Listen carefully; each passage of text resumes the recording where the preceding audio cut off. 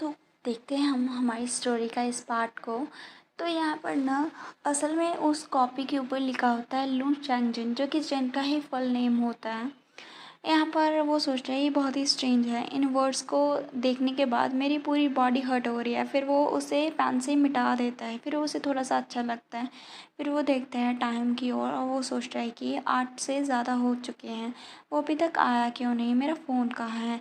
तभी वो फ़ोन ढूंढने लगता है ना, तभी अचानक से शॉर्ट सर्किट हो जाता है, मतलब लाइट चली जाती है। वो डर जाता है, वो नीचे बैठ जाता है और सोचता है कि ये लाइट बस थोड़ी देर के लिए गई है, ये फिर से आ जाएगी।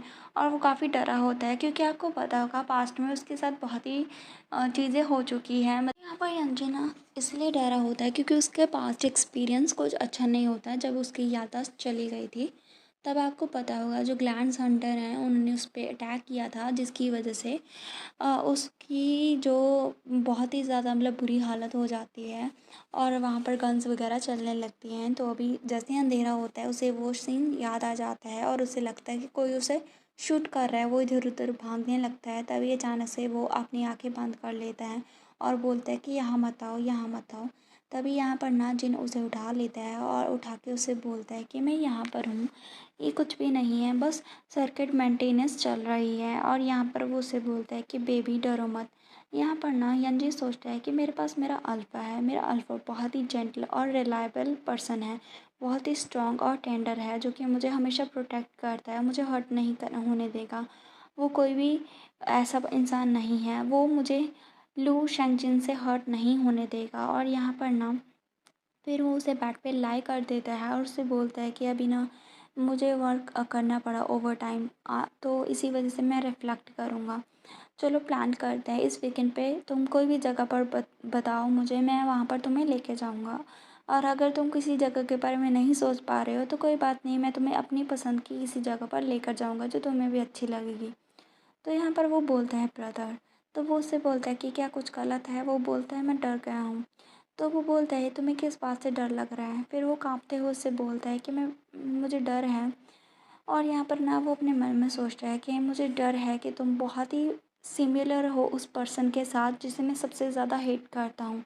तभी वो उसके ऊपर आ जाता है और यहाँ पर वो बोलता है बेबी क्या हुआ। तभी वो उसके चेहरे को पकड़ लेता है और वो सोचता है कि उस पर्सन की तरह मत बनो। मतलब ना कहीं जो पुराना जिन था उसकी जो छवि है ना वो उसके दिमाग में अभी आने लगी है, क्योंकि उसके ग्लैंड्स जो हैं वो बड़े होते जा रहे हैं। तो यहाँ पर देखते हैं अभी नेक्स्ट पार्ट में क्या होगा, मतलब जब उसके ग्लैंड्स पूरी तरह आ जाएंगे, उसकी मेमोरी आ जाएगी, तो वो कैसे रिएक्ट करेगा। तो फिलहाल तो वो उसे किस करने लग जाता है। यहाँ पर जिन उसके पास होता है और जिनको पता चलता है कि हमारा जो यंजी है वो हीट में है, तो यहाँ पर वो उसे बोलता है नहीं तुम अभी सिर्फ 17 के हो।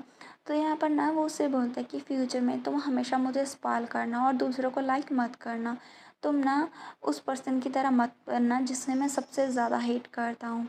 और वो एक दूसरे को किस करते हैं और यहाँ पर हम देखते हैं वो एक दूसरे में खो जाते हैं। और जिन उसे बोलता है कि अंजन मैं तुम्हें सिर्फ और सिर्फ तुम्हें ही प्यार करता हूँ, तो वो भी एक अपने आप को उसके साथ इंगेज कर लेता है और एक दूसरे को वो अपना लव कन्फेस कर। तो स्टोरी के इस पार्ट में हम देखते हैं यहाँ पर ना जिन आता है और उसे बोलता है अंजन मैं वापस आ गया। उसके हाथ में ना एक पिंक कलर का पॉकेट होता है, बैग होता है, जिसमें कुछ शायद पेस्ट्री वगैरह गिफ्ट के तौर पे होती है। यहाँ पर नानी बोलते हैं अंजन अभी बेडरूम में है और वो अभी पूरा दिन से बाहर नहीं आया।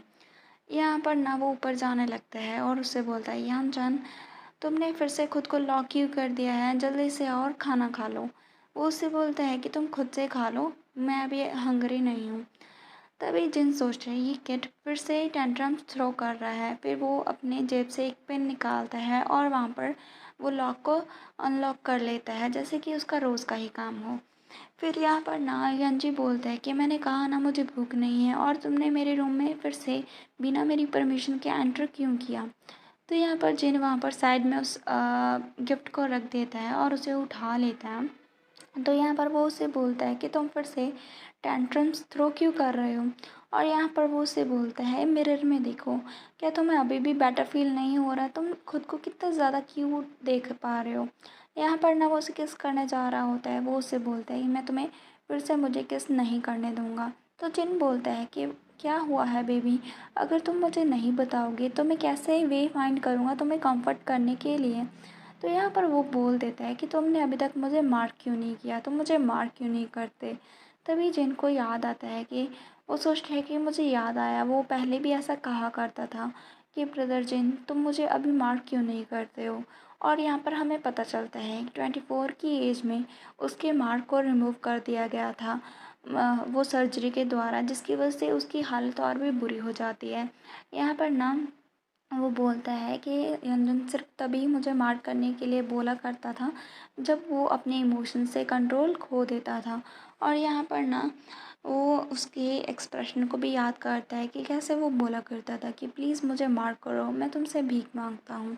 यहाँ पर जिन सोचता है कि अभी मुझे समझ में आया कि ये वो चीज़ थी जिसे यंजी सबसे ज़्यादा डिज़ायर करता था उस टाइम के दौरान। अगर मुझे पता होता कि वो इतना ज़्यादा इम्पॉर्टेंट है मार्क उसके लिए, तो मैं उसे ज़रूर से ही मार्क कर लेता है। और यहाँ पर वो सोचता है लेकिन अभी उसके पास चांस है अपने चाइल्डहुड को दोबारा से जीने का और फिर से ग्रो अप करने का, तो उसे इस अपॉर्चुनिटी का फ़ायदा उठाना चाहिए और उसे अपनी चॉइस अपनी विल के अकॉर्डिंग करनी चाहिए।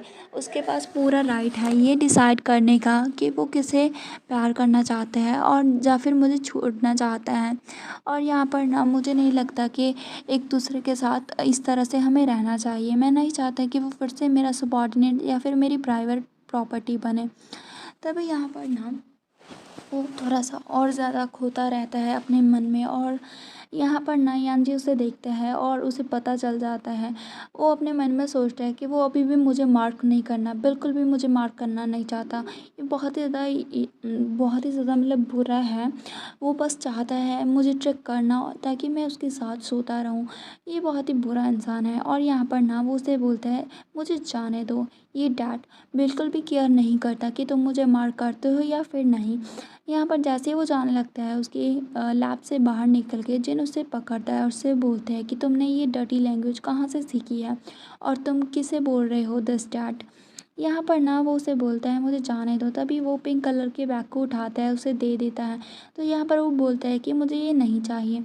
यहाँ पर वो उसे बोलता है मैं तुम्हें प्रॉमिस करता हूँ अगर 27 की एज के दौरान भी तुम चाहते हुए कि मैं तुम्हें मार करूँ तो मैं हेजिटेट नहीं करूँगा।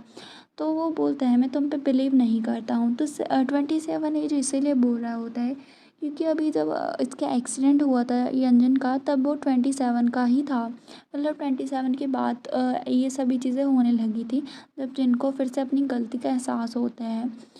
तो यहाँ पर ना हाँ, जो होता है हमारा यंजी वो बोलता है मुझे तुम पे बिलीव नहीं है।